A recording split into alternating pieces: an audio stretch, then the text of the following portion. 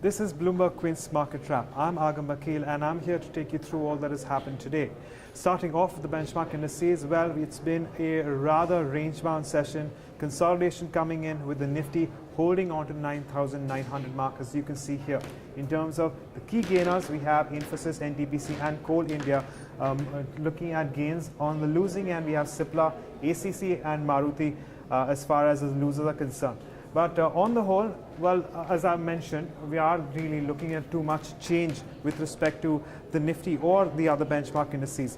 But to get a direction as to what's really happening with the underlying factors, not only in our, the Nifty and the benchmarks, but also the broader markets.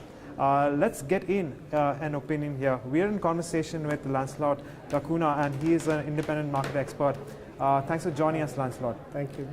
Starting off with the obvious question on where you see the benchmarks headed, are we set to see a deeper correction from what we've seen in the recent times? I think it's very unlikely that we will see any, deeper correction, because there is strong flows available both from domestic investors as well as from global investors, and that will, cushion any kind of correction. So while there may be, minor corrections like we saw in the past, it's very unlikely that we'll see a deeper correction going forward as well. But, we were also having a conversation on valuations as they currently stand. And in respect to the kind of earnings that we've seen, and we all understand, we all know that this was a transitionary quarter. What do you make of the earnings and based on that valuations? Well, I think valuations have been a little stretched because markets had run up in anticipation of good earnings, and we haven't seen that come through in this quarter for most companies. So barring a few companies which surprised or gave positive earnings, most of them have had a negative impact.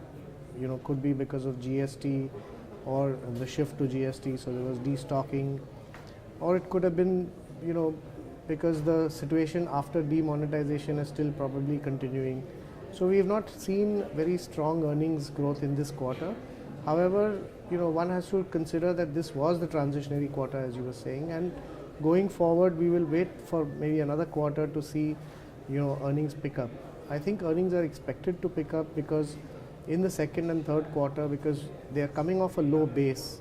Right. And also you are seeing some amount of economic momentum begin to build up, because GST, the regulations would be more or less in place, things would be, procedures would be known, and companies would again start, going forward in their economic activity. So I think you'll see a move maybe in the second and third quarter, and that should give confidence to investors that, earnings are going to get upgraded, and that will again see, maybe some further re-rating happen at that time. Okay, so we're ruling out a correction, certainly. We are expecting an increase, an improvement in earnings in the second and third quarter from current market levels, or from where they are right now. But based on that, given the fact that you also said the valuations are stretched, can we expect consolidation over the next 3 or 4 quarters, or will the markets even move higher from here? Well, I would think that there will be consolidation, and yes, markets may move higher, but it will be a very narrow range. Okay. So for example, we expect that there would be, maybe a 10.5% or 10 to 15% upside. So you could see the Nifty maybe target the 11,000 range on the upside. Right. And on the downside, I think you're getting fairly good support at 9,300, 9,200 levels. Right. So you're going to see maybe the next 2 to 3 quarters market remain in this range with an floor of about 9,200 levels, and maybe an upside cap of about 11,000 at best. So a very wide range, but that goes without saying because of the fact that we have seen such a big rally in the benchmark indices. But let's move on to the broader markets now, and I'm going to address what's happened. At least in today's day of trade, we've seen substantial gains in the likes of GMR Infra, Aban Offshore, Motilal Oswal, as well as Intellect Design Arena, BEML and Gujarat State Fertilizer, among some of the other stocks which have done very well in today's day of trade, all of them gaining well over 6.5 to 7%. On the losing end, we have Apollo Hospitals, Unitech, Ramkrishna Forging and Ramco Systems along with Imami and Inox Wind losing over 3%. But as far as the market breadth is concerned, well, it's very evenly poised because we have one gainer for one loser. And that brings me to some buzzing sectors that we've seen in the recent times. Of course, we've had news on the Infosys buyback today. But if you leave the buyback news aside, Lancelot, what is your call on the information sector, information technology sector, and how would you pitch the mid caps against the large caps? Well, I think my call on the IT sector is that probably the worst is behind us. We've started seeing, companies like Infosys, TCS, Tech Mahindra, HCL Tech restructure their businesses over the last 2-3 quarters. Managements have come out and explained how they are moving to digital, to platform business, and we are seeing that move happen, and that is slowly generating positive earnings on that side. Right. But the overall growth that we were used to see hasn't really taken off. So, most of the companies are not really showing very large revenue growth at this point in time.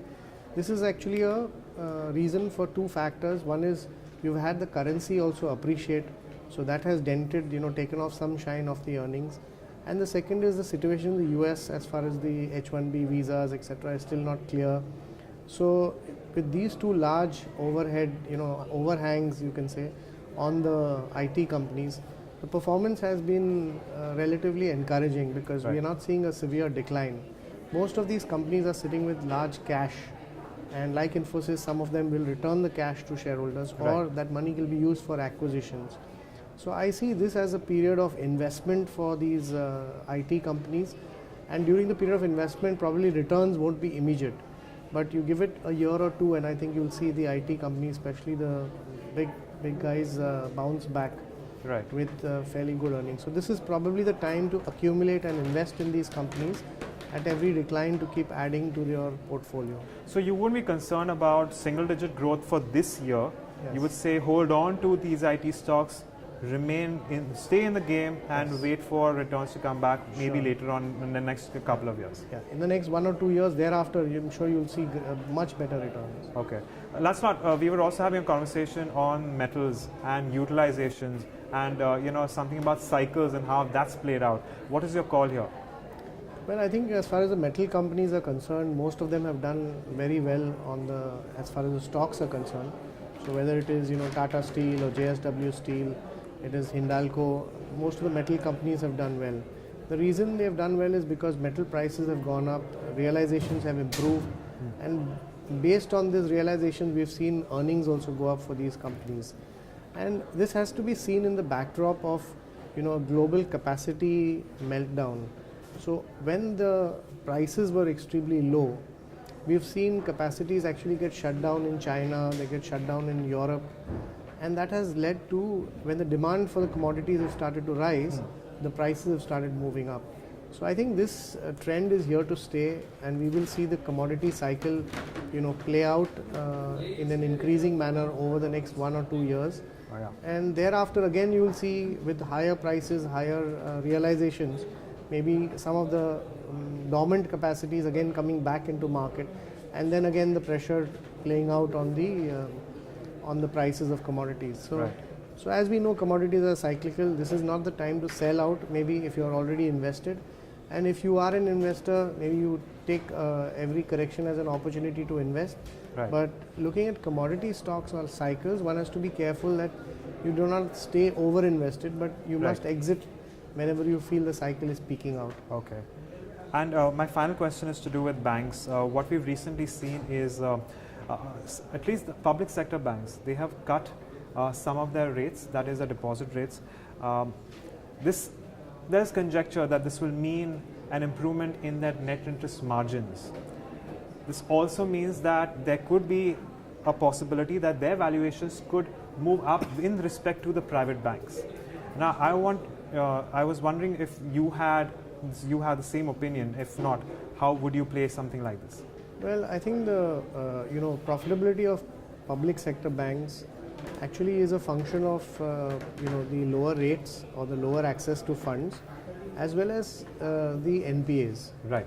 Now, while they may get benefit of lower funds because they have been able to drop savings rates So that could help improve their margins on the on the lending side.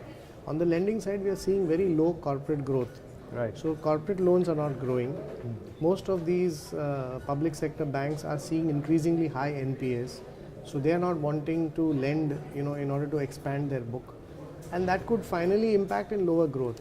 Right. Because while margin may expand, the actual number may not expand if the loan book is not growing, and that could translate to lower earnings, and thereby higher provisions would eat into whatever profits are really made. So I don't think valuations are that attractive when one can start saying, okay, now because of the drop in interest rates, we're going to see an improvement in margins, and so we should re-rate these companies. Right. I think we're still a while away from that, especially because most of these public sector banks require large amounts of capital. So they need to get recapitalized, and that will help them to sustain going forward. Okay. So I think that's an extremely difficult task, because the government has to put in that capital. There is some talk about consolidation about some of these weaker banks. They may get merged with the stronger banks. Right.